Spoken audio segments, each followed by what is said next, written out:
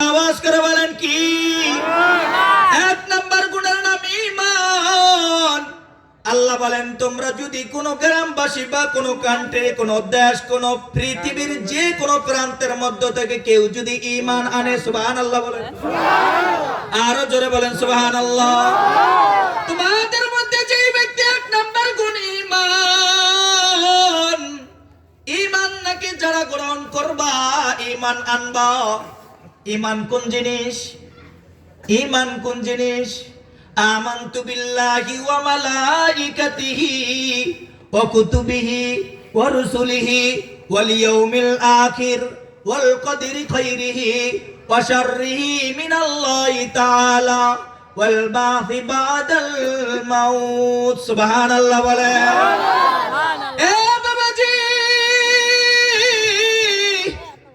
এই কালেমার ভিতরে কয়েকটা গুণের কথা বলা হয়। এই কয়েকটা গুণের উপরে যারা বিশ্বাস করবে, ইয়াকিন করবে, আমল করবে, তারাই ঈমানদার। সুবহানাল্লাহ বলেন। এ বাবাজি, এই গুণের নাম হলো ঈমান। আমার হাতে তাফসীর করার সময় নেই, লম্বা করার সময় নেই। আল্লাহ বলেন, ওয়ালাউ আন্না হালাল কুরা আমানু, তোমাদের মধ্যে থেকে কেউ যদি ঈমান গ্রহণ করে, ঈমান আনো, এক নাম্বার গুণ। দ্বিতীয় নাম্বার গুণ, ওয়াত্তাকাও, ভয় করব কাকে? আরো জোরে বলেন কাকে? জবান খুলে আওয়াজ করে বলেন কাকে? যে কোনো ব্যক্তি যদি আল্লাহকে ভয় করার মতো করতে পারে, আল্লাহকে ভয় করতে হবে। তাফসীরের কিতাবের ভিতরে লেখে, তাফসীরের কিতাবের ভিতরে লেখে, ওয়াত্তাকাও এর তাফসীর লেখেন মুফাসসিরিনে হযরত, অর্থাৎ আপনি গুনাহ ছেড়ে দিবেন। মিথ্যা কথা বলা যেমন গুনাহ, সুদ খাওয়া যেমন গুনাহ, চুগলখড়ি যেমন করা গুনাহ, ঠিক তেমনি ভাবে উলামায়ে কেরাম আহলে হকের বিরোধিতা করা তেমন গুনাহ। আরো জোরে বলেন ঠিক না বেঠিক? আরো জোরে বলেন ঠিক না বেঠিক? আল্লাহ বলেন, তোমরা গুনাহ ছেড়ে দাও, ওয়াত্তাকাও, গুনাহ ছেড়ে দাও, ওয়াত্তাকাও, গুনাহ ছেড়ে দাও, নেক আমল ধরে নাও। গুনাহ ছেড়ে দাও, নেক আমল করো। ওয়াত্তাকাও, যদি তোমরা এই দুইটা গুণ অর্জন করতে পারো, একটু জবান খুলে আওয়াজ করে বলেন, প্রথম নাম্বার গুণের নাম কি?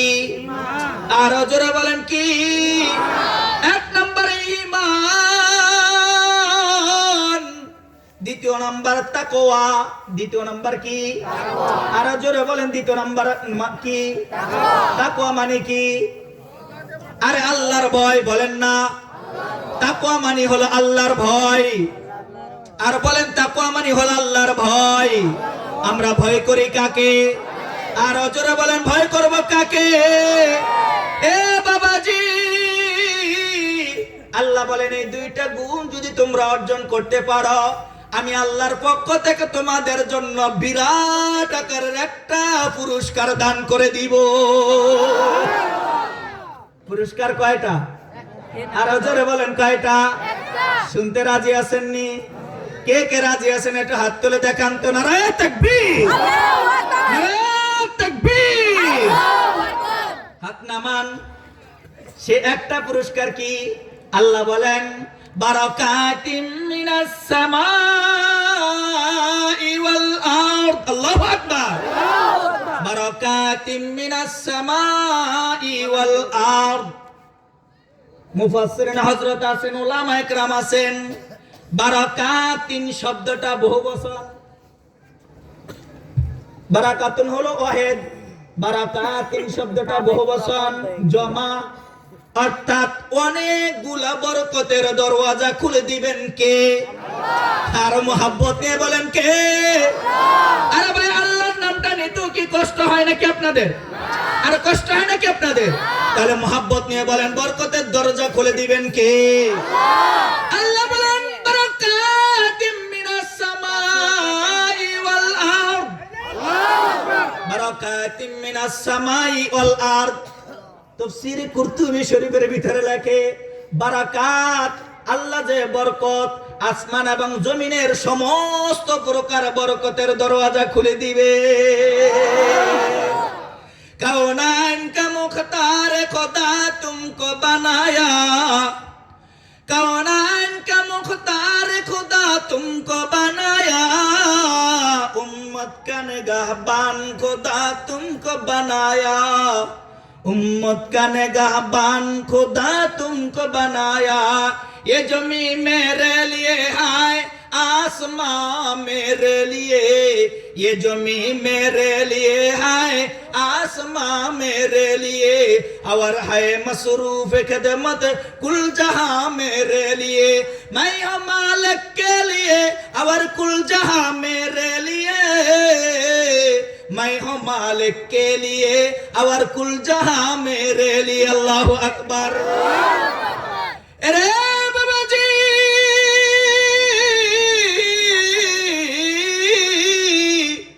আপনি আর আমি যদি দুইটা গুণ অর্জন করতে পারি, এক নম্বর গুণের নাম ঈমান, দ্বিতীয় নম্বর গুণের নাম হলো তাকওয়া।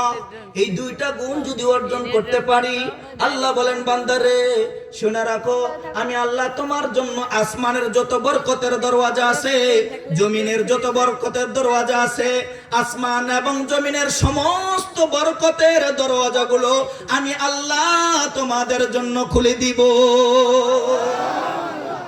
मेरे भाई मेरे दोस्तों, বারাকাতিন শব্দটার ব্যাখ্যা তাফসীরের কিতাবের ভিতরে লেখেন মুফাসসিরিন হযরত এক নাম্বার জবাব দেয়। এক নাম্বার জবাব হলো, আল্লাহ বলেন এ দুনিয়ার মানুষ, আমি আল্লাহ তোমাদের জন্য ওই বস্তুটার ভিতরে বরকত দিয়ে দিব। এরে বাবাজি, ও টাঙ্গাইল এলাকার মুসলমান গো, ও পর্দার আড়ালের মা, ও বাবাজি, ও যুবক ভাই, মনোযোগ সহকারে শোনা চাই। কিভাবে বুঝাইলে আপনারা বুঝবেন? উদাহরণ দিতে গেলে অনেক উদাহরণ আমি দিতে পারবো, শুধুমাত্র কেবলমাত্র বুঝানোর জন্য একটা উদাহরণ দিতে চাই। উদাহরণটা হলো, আল্লাহর নবী সাল্লাল্লাহু আলাইহি ওয়াসাল্লাম একদিন দারুল আরকামের ভিতরে বসে আছেন। আল্লাহর নবীর সামনে এক আল্লাহর গোলাম নবীজির জন্য এক পাওলা দুধ আনলেন। সুবহানাল্লাহ বলবেন না? কি আনছেন? আরে বলেন না, আরো জোরে। আল্লাহর নবীর কাছে এক সাহাবী বলেন, ওগো নবীজি, ও আমার নবী গো, আপনার জন্য এক পাওলা দুধ আমার পক্ষ থেকে হাদিয়া। সুবহানাল্লাহ বলেন। আল্লাহর নবী হাদিয়া গ্রহণ করলেন। হাদিয়া গ্রহণ করার পর আল্লাহর নবী বললেন, এ আবু হুরায়রা, কোথায় আমার সাহাবী আবু হুরায়রা? আবু হুরায়রা বলে, লাব্বাইক ওয়া সাদাক ইয়া নবী আল্লাহ, ওগো নবীজি আমি হাজির আছি, বলেন কি করতে হবে? আল্লাহর নবী বলে, আবু হুরায়রা, ও আবু হুরায়রা,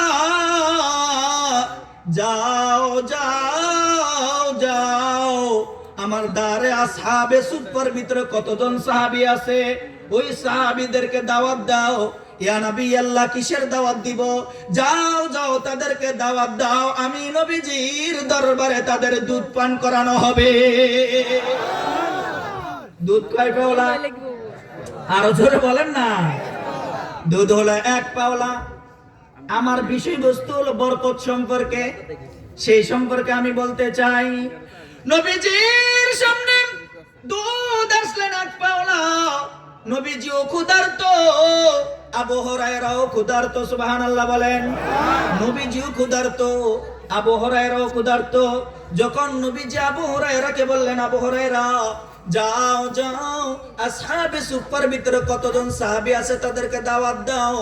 আবু হুরায়রা মনে মনে কয়, খাইছে, ইন্না লিল্লাহ, এক পাওলা দুধ যা হুজুরের কাছে আসছে, হুজুরে যদি খাইতো মোটামুটি পেট ভরতো, আর আমারও মোটামুটি পুরাটা না বললো, কিছুটা হলো কি? আর বলেন না, কিছুটা হলো। কিন্তু আবু হুরায়রা চিন্তায় বিমূঢ় হয়ে গেলেন। আবু হুরায়রা বললেন, ওগো নবীজি, আসহাবে সুফার ভিতরে সমস্ত সাহাবীদেরকে কি দাওয়াত দিব? আল্লাহর নবী বললেন, হ্যাঁ ঠিক আছে, সমস্ত সাহাবীদেরকে দাওয়াত দাও। আল্লাহর নবী ও অর্ডার পাইয়া আবু হুরায়রা দাওয়াত দিতে গেছেন। ভাইরে ভাই, ও টাঙ্গাইল এলাকার মুসলমান, শাইখুল হাদিস জাকারিয়া রাহিমাহুল্লাহ লেখেন কিতাবের ভিতরে শাইখুল হাদিস জাকারিয়া রাহিমাহুল্লাহ লেখেন, আসহাবে সুফার ভিতরে সদা সর্বদা 120 জন সাহাবী অবস্থান করতেন। সুবহানাল্লাহ। কতজন সাহাবী? জোরে বলেন। 20 জন বাদে দেন, তাহলে আর কতজন? বলেন না কতজন? 100 জন সাহাবী। আবু হুরায়রা যে বলে, সাহাবীরা রে, ও সাহাবারা শোনো, তোমাদেরকে আল্লাহর নবী দু জাহানের বাদশা দাওয়াত দিয়েছেন। সুবহানাল্লাহ বলেন। সবাই মিলে 100 সাহাবী সবাই মিলে হুজুরের দরবারে হাজির। হুজুরের দরবারে যখন আসছে, আল্লাহর নবী এবার দুধের পেয়ালাটা আবু হুরায়রার হাতে দিছে। আবু হুরায়রার হাতে দিছে। আবু হুরায়রার হাতে দেওয়ার পর আল্লাহর নবী বললেন, আমার দিকে তাকান, আমার দিকে তাকান। আবু হুরায়রা, আল্লাহর নবী বলেন, আবু হুরায়রা, দুধের পেয়ালাটা তোমার ডান দিক থেকে শুরু করো।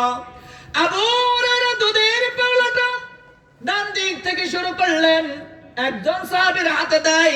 সাহাবী সুন্দর মতো পেট বড় তৃপ্তি সহকারে পান করে। সুবহানাল্লাহ বলেন। আরো জোরে বলেন সুবহানাল্লাহ।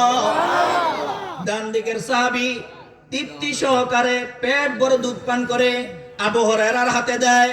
আবু হুরায়রা পরের জনকে দেয়, পরের জন পেট ভরে পান করে, এবার তৃতীয় জনকে দেয়।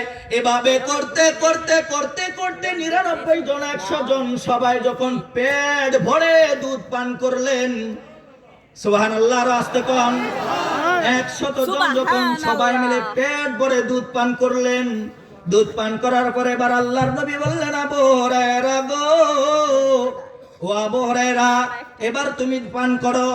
আবু হুরায়রা পেয়ালাটা হাতে নিলেন। আবু হুরায়রা পেয়ালাটা হাতে নিয়া 1 চিমটি দুধ পান খান।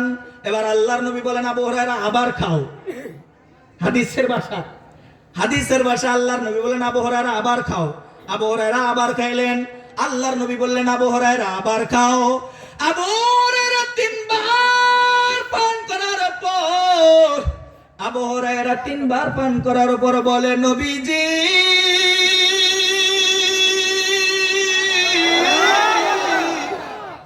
ও আল্লাহর নবী, আমি আবু হুরায়রার পেটে আর বিন্দু পরিমাণ জায়গা নাই। আমি আবু হুরায়রার পেটে আর জায়গা নাই। নবীজি গো, আমার পক্ষে আর পান করা সম্ভব হবে না, আমার পক্ষে আর দুধ খাওয়া সম্ভব হবে না। আল্লাহর নবী এবার আবু হুরায়রা থেকে দুধের পেয়ালাটা হাতে নিয়া আল্লাহর নবী বিসমিল্লাহ বলে পুরা দুধের পেয়ালা খালি করে দিলেন। আমি একটু আপনাদেরকে এই ঘটনা থেকে যেটা বুঝাইতে চাইছি, বুঝে যদি থাকেন মেহেরবানি করে আওয়াজ করে উত্তরটা দিবেন। 1 পেয়ালা দুধ 102 জনে পান করলো। বলেন তো, 1 পেয়ালা দুধের ভিতরে বরকত দিলেন যিনি, তিনি কে? আরো জোরে বলেন, তিনি কে? আর হয় না একটা শাহাদাত আঙ্গুলটা উঁচু করে বলেন, তিনি কে? একবার ডাক দেন না সুবহানাল্লাহ। আরো জোরে বলেন আলহামদুলিল্লাহ। হাতটা উঁচু করে বলেন আল্লাহু আকবার। আরো জোরে বলেন আল্লাহু আকবার। বলেন তো, এই দুধের ভিতরে বরকত দিবেন কে? ওই আল্লাহ আছে না নাই? আরো জোরে বলেন, আছে না নাই? বুড়া হয়ে গেছে, দুর্বল হয়ে গেছে। এ বাবাজি, আমার আল্লাহ যেমন পূর্বে ছিলেন, আমার আল্লাহ বর্তমানেও তেমন আছেন, আমার আল্লাহ ভবিষ্যতেও তেমন থাকবেন। তোমরা আমার আল্লাহকে দুর্বল ভাবার কোনো সুযোগ নাই। আমার আল্লাহ দুর্বল না, আমার আল্লাহ দুর্বল না। তোমরা যদি মনে করো বাংলার জমিনের মুসলমানদের উপর তোমরা দাদা বাবুরা যা ইচ্ছা তাই করবা, তোমরা ভাবতে পারো বোকার স্বর্গে বাস করো। আমরা মুসলমান আল্লাহর সৈনিক, আমরা মুসলমান আল্লাহর সৈনিক। একবার যদি হুঙ্কার মানি, তোমাদের দিল্লি তছনছ হয়ে যাবে। তোমাদের দিল্লি তছনছ করতে আমাদের মুসলমানদের 1 মিনিটের সময় কথা বলেন।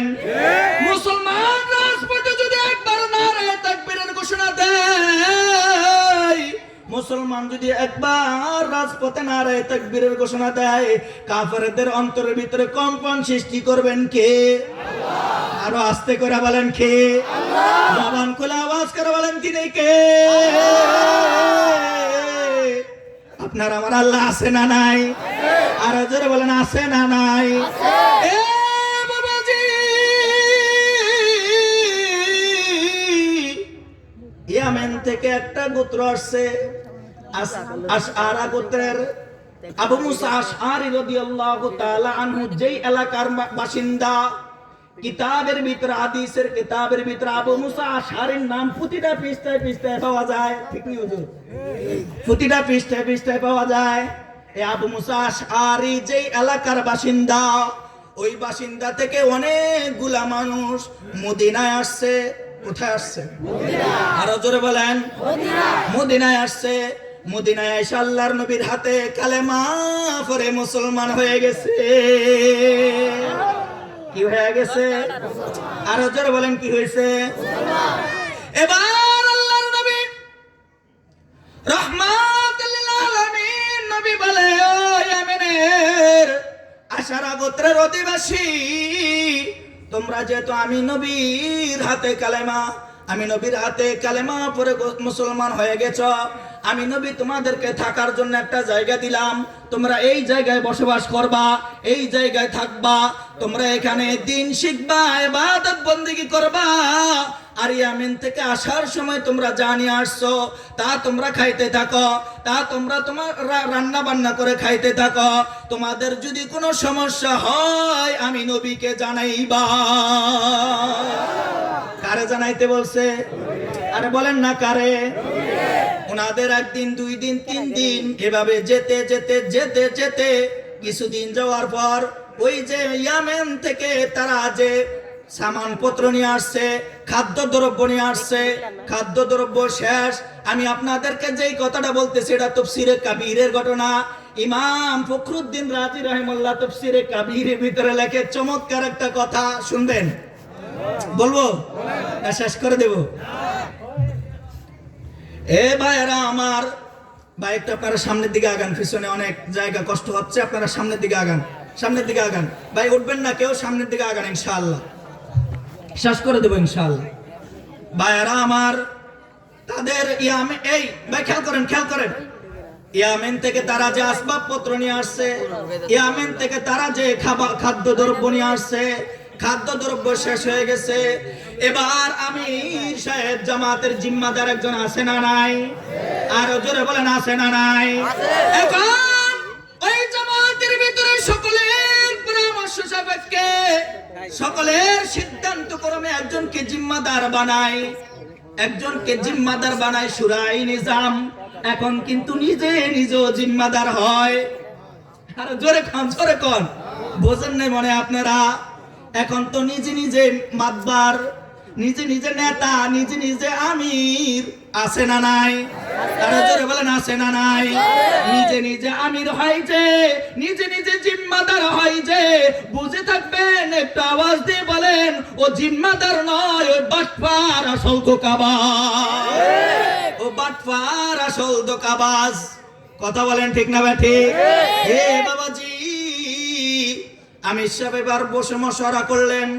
মশওয়ারা করে সাথীদেরকে বলেন, সাথীরা রে আমার, আমরা ইয়ামেন থেকে যে আসবাবপত্র নিয়ে আসছিলাম, খাদ্যদ্রব্য নিয়ে আসছিলাম, আমাদের খাদ্যদ্রব্য প্রায় শেষ। আজকে দুপুরের খাবারের মতো কোনো খাবার দাবার নাই, কি করা যায়? সকল সাথীরা মিলে পরামর্শ দিল, হুজুর, ওগো আমাদের আমির সাহেব, কোনো টেনশন করার কিছুই নাই, চিন্তা করার কিছুই নাই।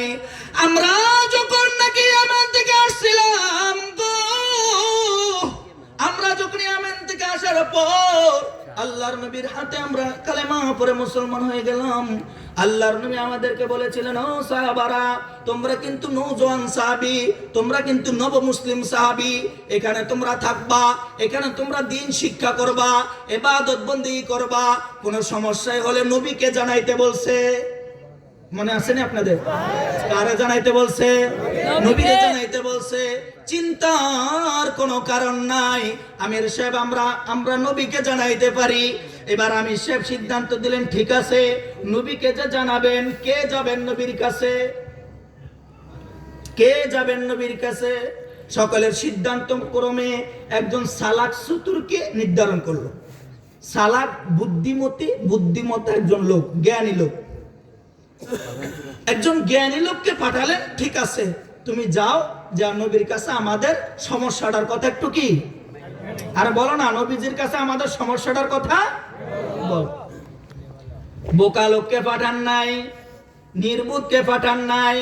কেন পাঠান নাই জানেননি? কারণ নির্বুধ বোকা মানুষ সমাজও বোঝে না, নমাজও বোঝে না, আর আস্তিক হয়। জোরে বলেন ঠিক না ঠিক? নির্বুধ বোকা যারা হয়, মূর্খ যারা হয়, ওরা ভালো বোঝে না, মন্দ বোঝে না, স্থানও বোঝে না, কালও বোঝে না, সময়ও বোঝে না, গময়ও বোঝে না। ঠিক না ঠিক? বাবাজি, আমি সব সিদ্ধান্ত ক্রমে একজন চালাক বুদ্ধিমতী, একজন জ্ঞানী লোককে পাঠাইলেন। আল্লাহর বান্দা গেলেন, হাঁটতে হাঁটতে নবীজির দরওয়াজায় চলে গেলেন।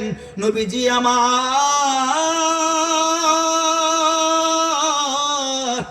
প্রাণের নবী, আমার সাইয়্যিদুল মুরসালিন, খাতামুন নবিয়্যিন, সাইয়্যিদুস সাকালাইন নবী আমার মসজিদে নববীর বসে বসে, মসজিদে নববীর ভিতরে বসে বসে কালামে পাকের তেলাওয়াত করতেছে। কার তেলাওয়াত? কথা বলেন। এখন পাঠাইছে তো একটা নির্বোধের, নাকি বোকারে পাঠাইছে না? আরে কথা বলেন, সালাক না বোকা? সালাক না বোকা? আরে বোকা বলে, সালাকেরে পাঠাইছে। কারে পাঠাইছে? সালাক। এখন বোকা হলে যায় কি অর্থ? আসসালামু আলাইকুম। বোঝেন না মনে? আপনারা বোঝেন নাই? বোকা হলে যায় কি অর্থ? আসসালামু আলাইকুম। আপনাদের সমাজে এরকম আসে না নাই? ইমাম সাহেব এরকম নাই মনে হয়? এটা চূড়ান্ত বেয়াদবি। কথা বলেন কি? আরে বলেন এটা আলেমদের সাথে চূড়ান্ত বেয়াদবি। কথা বলেন ঠিক না ঠিক? আপনি উলামা একরাম, মসজিদের ইমাম, আপনার মসজিদের খতিব, আপনি তাকে ইজ্জত সম্মান কদর করতে পারেন না, আপনি কেমন মুসলমান? কথা বলেন ঠিক না ঠিক? ইমাম সাহেবের কাছে যাবেন, আসসালামু আলাইকুম হুজুর, আপনার কাছে আসছি একটা বিষয়, আগে যাবেন, হুজুর কথা বলতে চাই আপনার সাথে, একটু সময় দেওয়া যাবে কিনা? এটা হলো আদব, এটা হলো সম্মান। কথা বলেন ঠিক না ঠিক? আসসালামু আলাইকুম হুজুর, হাসে হাসে। কথা বলেন ঠিক না ঠিক? আছে না না এরকম? মনে হয় আপনাদের টাঙ্গাইল এলাকায় নাই, আমি আমার ভোলার এলাকার কথা বলতেছি। আপনাদের এলাকায় আসেনি? যারা আছেন তারা সাবধান। এটা আলেমদের সম্মান হয় না, এটা আলেমদের কি হয় না? আরে কথা বলেন না, কি হয় না? সম্মান। এটা আলেমদের সাথে বেয়াদবি করা হয়, টিটকারি করা হয়, ইফতিজিন করা হয়। ঠিক না ঠিক? ইফতিজিন খালি মাইয়া গুণের সাথে হয় না, ইফতিজিন খালি মায়াগুনের সাথে হয় না, হুজুরদের সাথেও ইফতিজিন হয়। সেই উদাহরণ দিতে গেলে একটা আছে, কিন্তু বলার সময় নেই। এবার সালাক, নব মুসলিম সাহাবী, মনোযোগ আসেনি আপনাদের? সালাক বুদ্ধি জ্ঞানীওয়ালা নব মুসলিম সাহাবী আল্লাহর নবীর দরবারে গেছেন, কিন্তু আল্লাহর নবী বসে নাই। আল্লাহর নবী কার কালাম তেলাওয়াত করেন? জবান খুলে আওয়াজ করে বলেন কার? আরো জোরে বলেন কার? আল্লাহ পাকের কালামে পাক তেলাওয়াত করতেছেন, আল্লাহর নবী তেলাওয়াত করতেছেন। সাহাবী দৌড়ে গেছে, কিন্তু সাহাবী তো সালাক, যাই নবীকে সালাম দেয় না, কারণ কালামে পাকের তেলাওয়াতের সময় কথা বলা, আওয়াজ করা যায় না। এখন কিছু নব্য বাটপার এবং সিটার এবং নব্য কিছু সিটিং বাটপার বেরোইছে, রাজনীতিবিদ বেরোইছে, তারা কোরআনের মাহফিলে আইসা আলেম ওলামাদেরকে বাধা দেয়। কথা বলেন ঠিক না ঠিক? তোমাদেরকে সজাগ করে যায়, এরকম যদি কোন রাজনীতিবিদ কোরআনের মাহফিলে বাধা দেয়, তাদেরকে জারুল পিটা করে বিতাড়িত করতে হবে। ঠিক না ঠিক? কোরআন ছিল, মাহফিল ছিল, মাহফিল থাকবে, তাফসীর থাকবে, সবকিছু থাকবে। তোমরা যদি পূর্ববর্তী ওলাদের থেকে শিক্ষা গ্রহণ না করো, জেনে রাখো তোমাদেরকে মানুষ, এই সমাজের মুসলমান ইসলাম প্রিয় মানুষ তোমাদেরকে বিতাড়িত করতে দ্বিধা করবে না। কথা বলেন ঠিক না ঠিক? এবার নব মুসলিম সাহাবী যাইয়া আল্লাহর নবীকে সালাম দেয় না, চুপচাপ বসে আছে, কারণ আল্লাহর নবী কোরআনে পাকের তেলাওয়াত করতেছেন। সুবহানাল্লাহ বলেন। আল্লাহর নবী তেলাওয়াত করতেছেন, আল্লাহর নবী তেলাওয়াত করতে করতে কালামে পাকের একটা আয়াত তেলাওয়াত করতেছেন, ওয়া মা মিন দাব্বাতিন ফিল আরদ ইল্লা আলাল্লাহি রিজকুহা। আয়াতের তরজমা হলো, আয়াতের তরজমাটা শুধু বলে দেই, আল্লাহ পাক বলেন, এ দুনিয়ার মানুষ, ও আমার ইমানদার বান্দা বান্দীরা শোনো, তোমরা রিজিকের পেরেশানি করিও না, তোমরা তোমাদের খাদ্যের টেনশন করিও না, তোমরা রিজিকের পেরেশানি করো না, চিন্তা করো না। জেনে রাখো আমি আল্লাহর ঘোষণা, আমি আল্লাহ ঘোষণা দেই গো, এই আসমানের নিচে জমিনের উপরে যতগুলা আমার সৃষ্টিকুল আছে, যতগুলা আমার মাখলুকাত আছে, সমস্ত মাখলুকাতের রিজিক আমি আল্লাহ দিয়ে থাকি। রিজিক দেন কে? আল্লাহ। আর জোরে বলেন রিজিক দেন কে? আল্লাহ। রিজিক দেওয়ার মালিক আল্লাহ।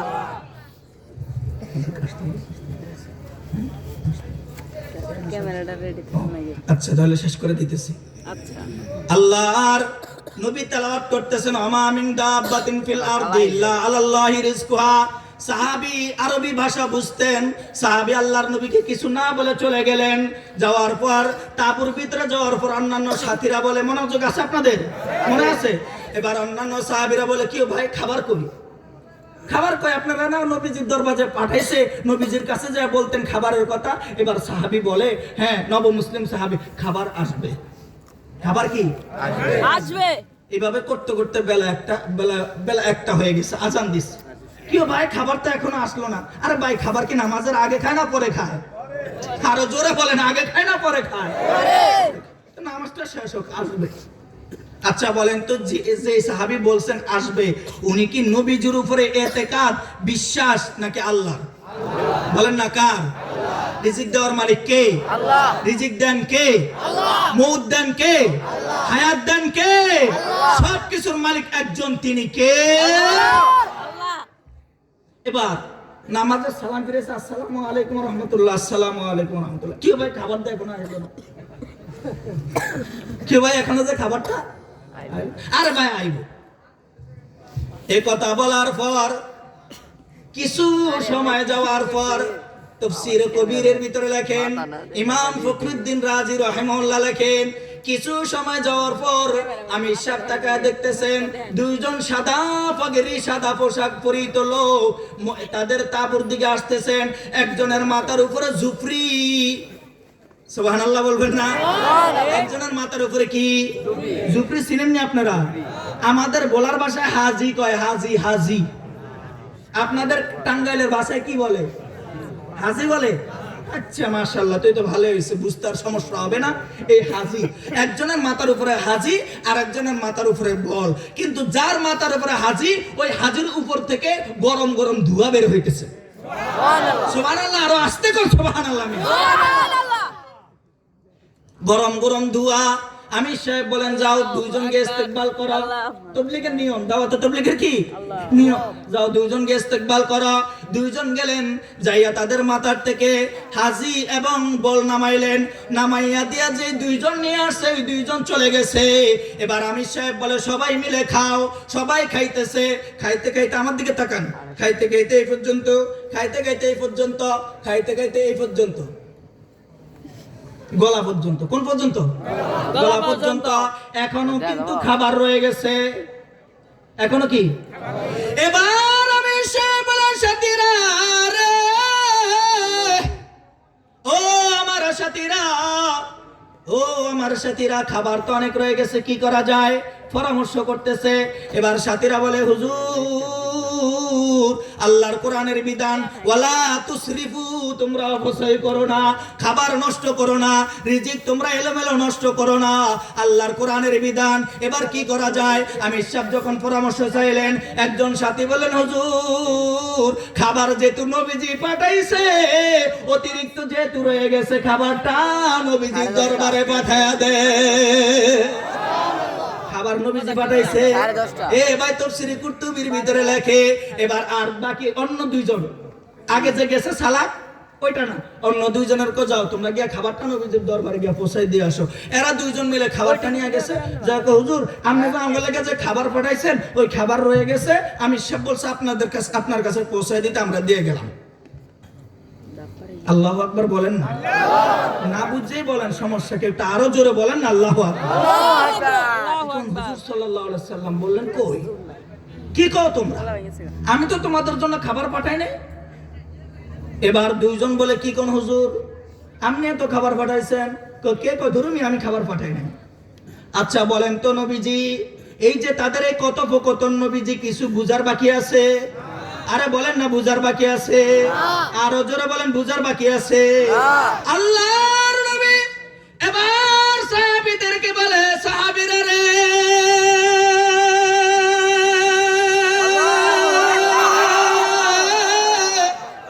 ও সাহাবারা, আমার কাছে যাকে পাঠাইছিলা তাকে ডাকো। সে যখন আসছে, আসার পর আল্লাহর নবী জিজ্ঞেস করে, ভাই তুমি কি আমার কাছে আসছিলা? হ্যাঁ ইয়া রাসূলুল্লাহ, আপনার কাছে এসেছিলাম, কিন্তু আয়েশা দেখি আপনি কালামে পাকের তেলাওয়াত করেন।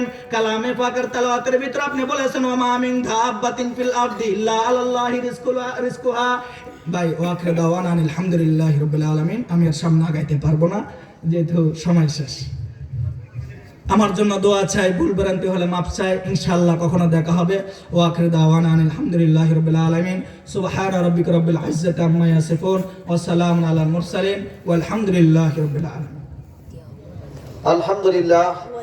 হযরত আসলে গুরুত্বপূর্ণ আলোচনা করতেছে। আসলে আমাদের আমন্ত্রিত প্রধান বক্তা এবং প্রধান অতিথি সবাই রয়ে গেছে, এজন্য আর বেশি সময় দিতে পারলাম না। আশা করি ইনশাআল্লাহ যদি আবার সময় হয় হুজুরের জন্য স্মরণ করতে পারি। বলেন কথা ঠিক কিনা? আল্লাহ যেন হুজুরের হায়াতে বরকত দান করে, বলেন আমিন। আলহামদুলিল্লাহ। আজকের এই মাহফিলের প্রধান বক্তা উনি ইনশাআল্লাহ আছেন।